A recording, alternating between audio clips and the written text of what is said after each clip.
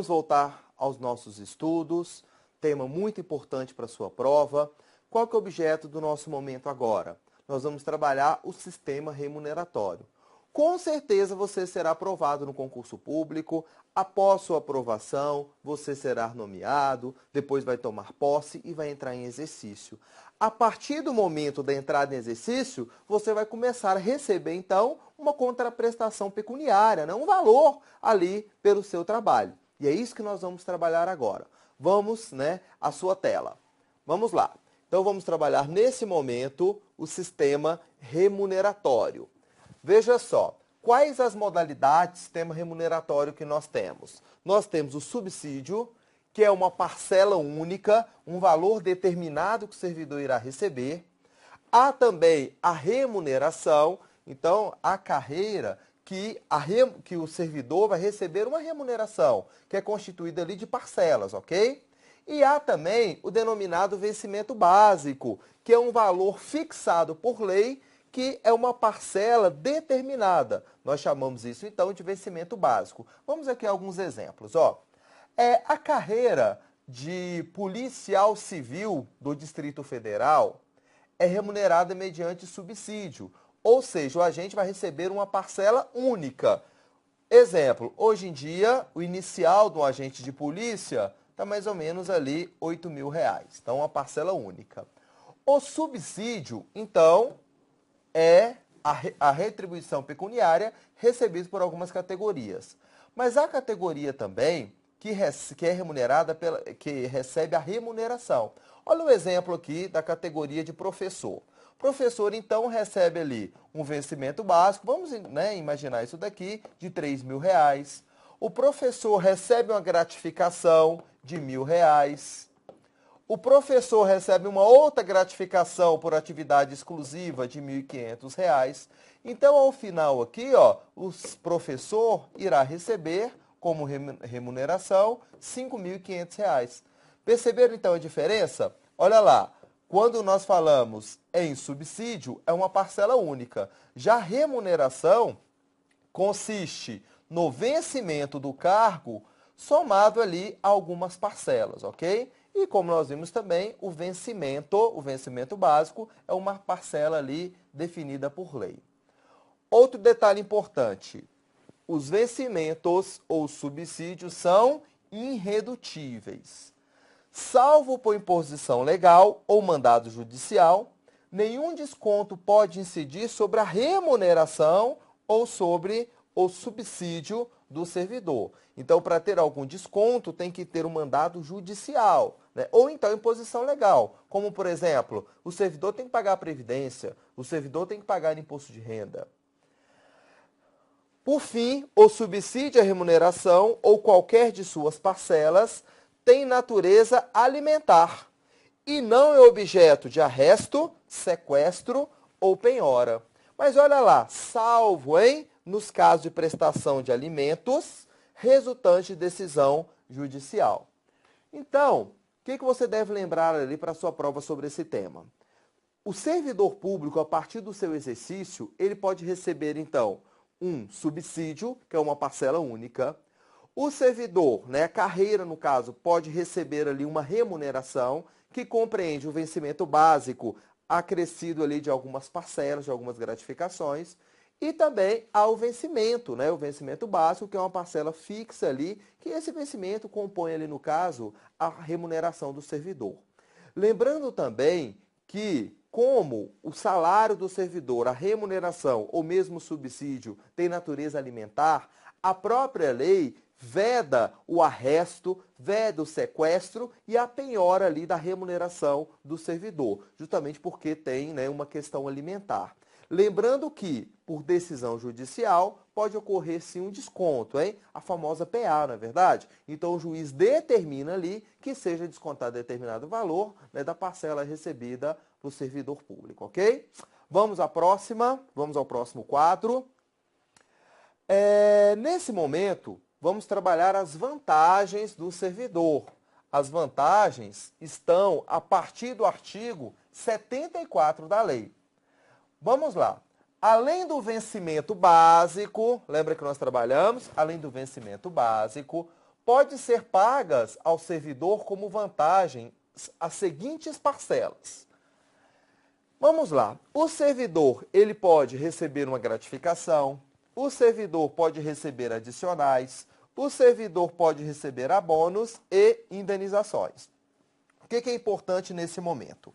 As gratificações e os adicionais, apenas esses dois, hein? Incorporam-se ao vencimento, nos casos e nas condições indicados em lei. Então, pode muito bem uma lei, né, que regulamenta determinada carreira estabelecer que uma gratificação ficará incorporada, né, à remuneração do servidor. Inclusive, o servidor, até quando aposentar, leva essa gratificação para a aposentadoria. Outra questão importante, as indenizações não se incorporam ao vencimento ou provento para qualquer efeito, hein? E por quê? A indenização tem o objetivo ali de recompor o servidor público determinado valor que ele gastou no exercício de sua função. Então, a administração vai indenizar, vai devolver o dinheiro ao servidor. O que nós vamos começar a trabalhar agora? Cada modalidade das vantagens, né, direcionadas ao servidor público. Vamos lá. Primeira vantagem que nós vamos trabalhar, as vantagens permanentes relativas ao cargo. Veja só, as vantagens permanentes relativas ao cargo, criadas por lei, compreendem as gratificações e os adicionais, vinculados aos cargos de carreira ou ao seu exercício. Então, olha que interessante. Determinada lei, vamos a um exemplo, a lei que regulamenta a carreira dos professores, ou mesmo a lei que regulamenta a carreira dos servidores do Poder Legislativo do Distrito Federal, ou mesmo a lei que regulamenta a carreira dos servidores da saúde do Distrito Federal. Então, essa lei pode estabelecer, sim, uma vantagem permanente. Aquela vantagem que o servidor não perde de maneira alguma, que inclusive leva essa vantagem para a aposentadoria. Como, por exemplo, o professor tem uma gratificação por dedicação exclusiva. Vamos considerar que a lei que regulamenta a carreira estabeleça que essa gratificação é permanente, ou seja, o servidor não vai perder de maneira alguma essa gratificação. Isso, então, nós chamamos de gratificação permanente, ok? Vamos ao próximo. Das vantagens relativas às peculiaridades de trabalho. Então, vamos aqui. Essas vantagens aqui têm relação com a atividade, né, a atividade realizada pelo servidor público. Então, voltando, hein? Estamos aqui na segunda modalidade de vantagem. Essa vantagem tem relação à atividade realizada pelo servidor. Aí vamos trabalhar algumas modalidades aqui dessa gratificação, dessa vantagem. Primeira, da gratificação de função de confiança e dos vencimentos de cargo em comissão. Então, olha que interessante. Quando o servidor público, né, você no caso, for exercer uma função de confiança ou mesmo um cargo em comissão, você vai receber uma parcela, um valor a mais. Até porque vai aumentar sua responsabilidade, não é isso? Então, estamos aí, hein? Então, você, servidor público, vai assumir algum cargo em comissão e, obviamente, você vai receber um valor a mais por exercício ali desse cargo. Vamos voltar. Então, sem prejuízo da remuneração, receber a remuneração, né, ou do subsídio do cargo efetivo, o servidor fará jus ao valor integral da função de confiança para o qual foi designado. Então, o servidor, exemplo, recebe lá R$5.000 de subsídio, né, ou mesmo ali de sua remuneração, e esse servidor vai ser chefe da seção. E a gratificação, a função de confiança, seria R$8.000, tá? R$3.000. Então, nesse contexto, ao final, o servidor receberá R$8.000. Esses R$3.000 aqui, em razão, né, das peculiaridades do trabalho. 80%, observe bem, 80% dos vencimentos ou subsídio do cargo em comissão, por ele exercido, salvo disposição legal em contrário. Então, o servidor receberá, sem prejuízo da remuneração, mais 80% dos vencimentos ou subsídios do cargo em comissão, por ele exercido, salvo disposição legal em contrário. Tá vendo que aqui nós temos uma diferença? Ó? Voltando. Aqui na função de confiança, o servidor receberá 100% do valor da função de confiança, mais ainda a sua remuneração ou subsídio. Mas quando nós falamos em cargo em comissão, olha lá, é um pouquinho diferente. Ó. O servidor vai receber 80% apenas dos vencimentos ou subsídio do cargo em comissão, por ele exercido, salvo disposição legal em contrário. Ou seja, nesse exemplo nosso aqui, o servidor vai receber R$5.000, né, que é a remuneração dele, e se ele for exercer um cargo em comissão, ele vai receber apenas 80% do valor. 80% de 3.000 compreende, então, R$2.400, tá vendo? O servidor, então, aqui vai receber R$7.400. O servidor efetivo pode optar pelo valor integral do cargo em comissão, hipótese em que não pode perceber o subsídio ou a remuneração do cargo efetivo. Então, olha que interessante. Se o cargo em comissão, o valor for muito mais alto, talvez valha a pena, no caso, o servidor optar pelo valor integral do cargo em comissão e não apenas os 80% deste cargo. Vamos aqui um exemplo. Ó. Determinado servidor, veja só, recebe apenas R$2.000 de remuneração, ok? Só 2.000. E esse servidor, ele vai exercer um cargo em comissão, né, o cargo em comissão ali de alto padrão, que representa um valor de R$15.000. O que nós falamos inicialmente? Que o servidor irá receber 2.000 da sua remuneração, então, né, do seu subsídio, e 80% do cargo aqui em comissão. 80% de 15.000 corresponde a R$12.000. Então, o servidor, ao final, receberá R$14.000. Mas olha o que a lei, né, diz sobre esse tema.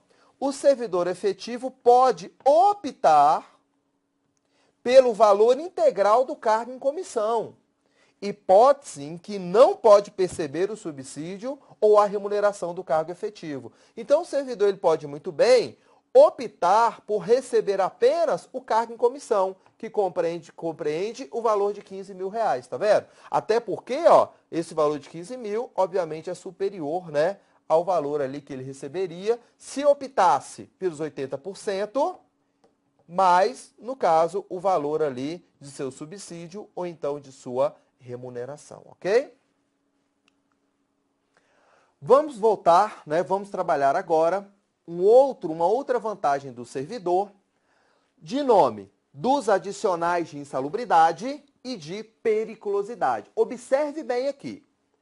O servidor que trabalha com habitualidade em locais insalubres, olha que importante para a gente, hein? Locais insalubres, ou em contato permanente com substâncias tóxicas, radioativas ou com risco de vida, faz jus a um adicional de insalubridade ou periculosidade.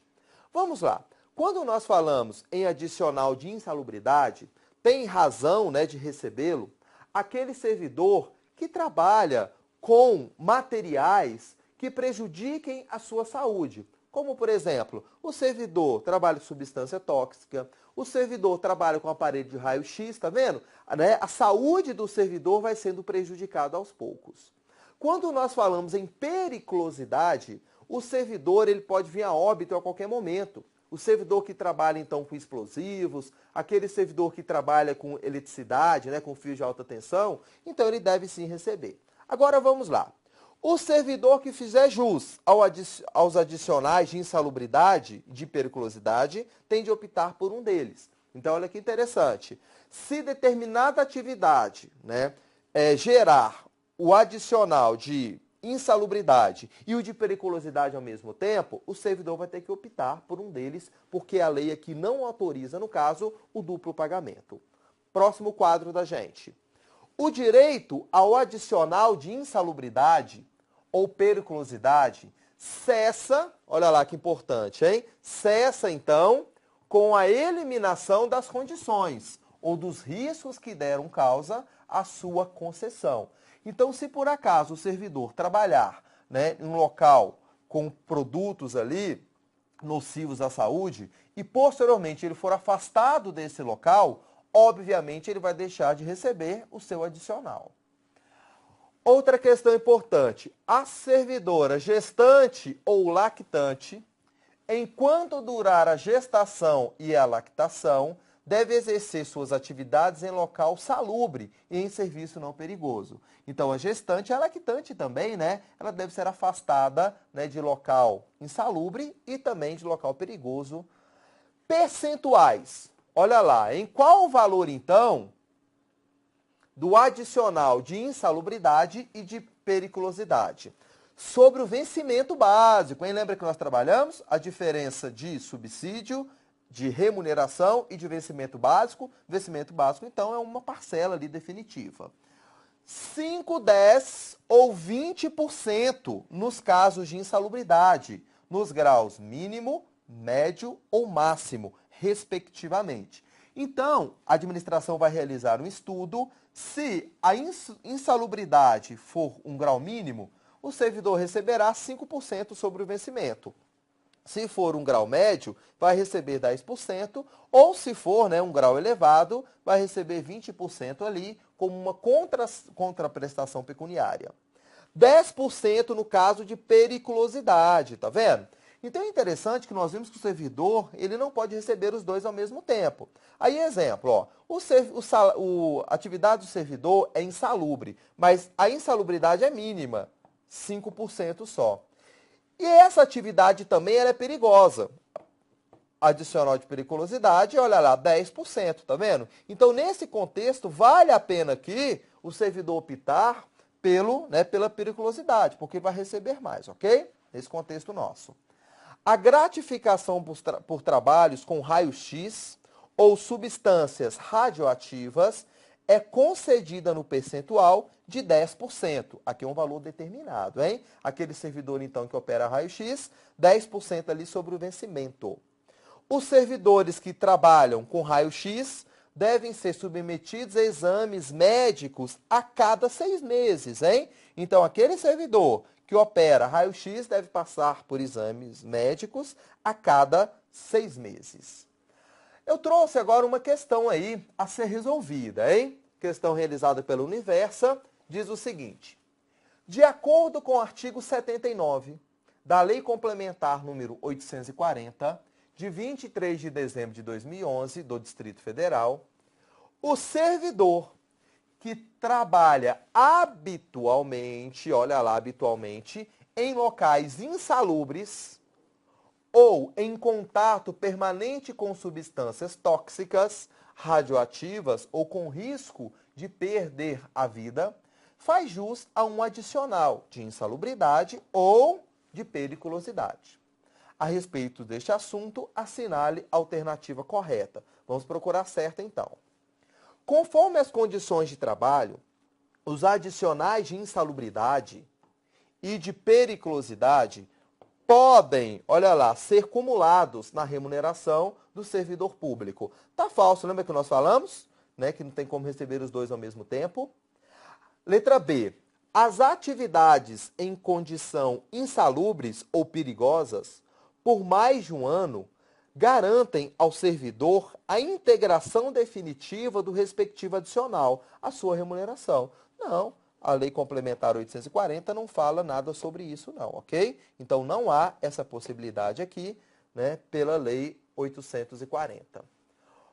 O adicional de insalubridade será devido nos termos das normas legais e regulamentares, no percentual único de 20% incidente sobre os vencimentos do servidor. Nós vimos ali que vai depender, né? Vai ser 5%, 10% ou então 20%. Então está errado esse item. É permitido à servidora gestante o trabalho em condições insalubres ou perigosas, apenas até o 3º mês de gestação. Tá vendo? A questão também está errada, porque a servidora será afastada. Os servidores que operam raio-x ou substâncias radioativas devem ser submetidos a exames médicos a cada 6 meses, tá vendo? Então, essa daqui que é a alternativa correta para a gente, hein? A cada 6 meses ali, o servidor vai ser submetido a exames médicos, ok? Difícil? Não, com certeza, né? Você entendeu perfeitamente. Qual que é o objetivo aqui do nosso trabalho?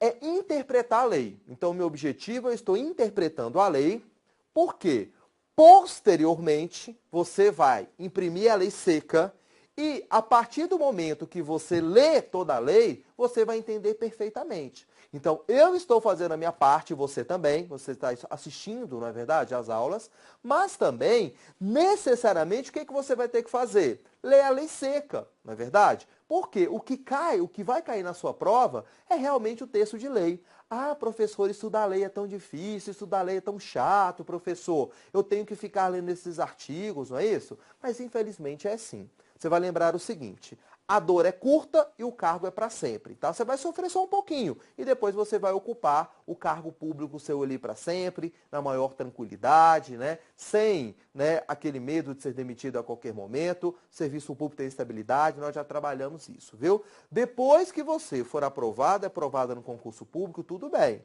Tá? Faça uma fogueira bem grande do seu material, dos seus livros, né? E vai aproveitar a vida. Mas enquanto isso não ocorre, enquanto não sai ali sua nomeação, vamos trabalhar, que eu estou aqui para te ajudar, ok?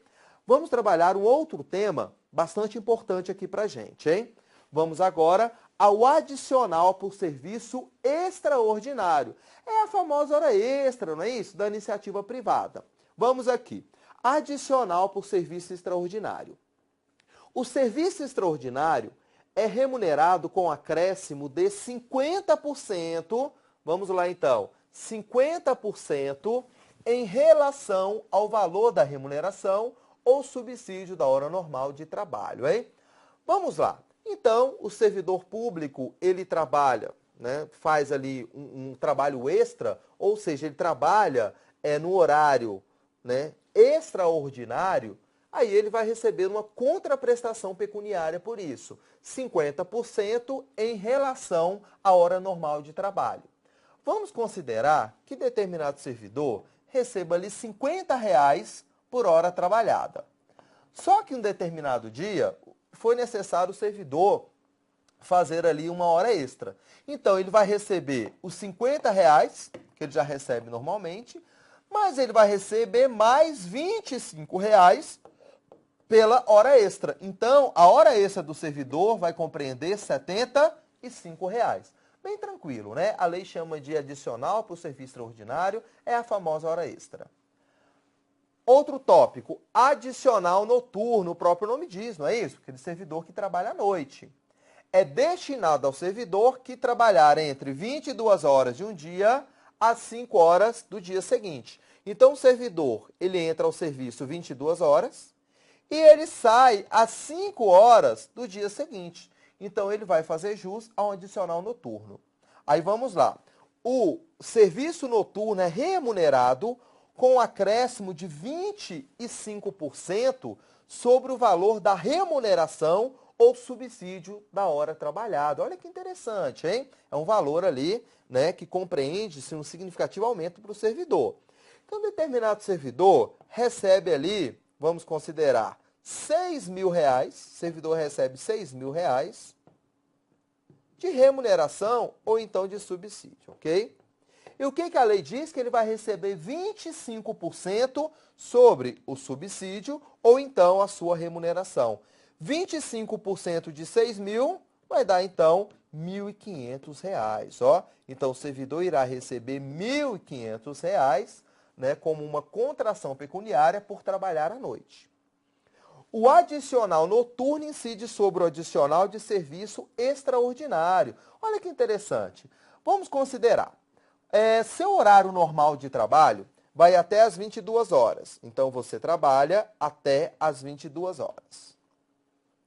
No entanto, em determinado dia, você teve que fazer ali 2 horas extras, ok? 2 horas extras. Então, você vai receber 50%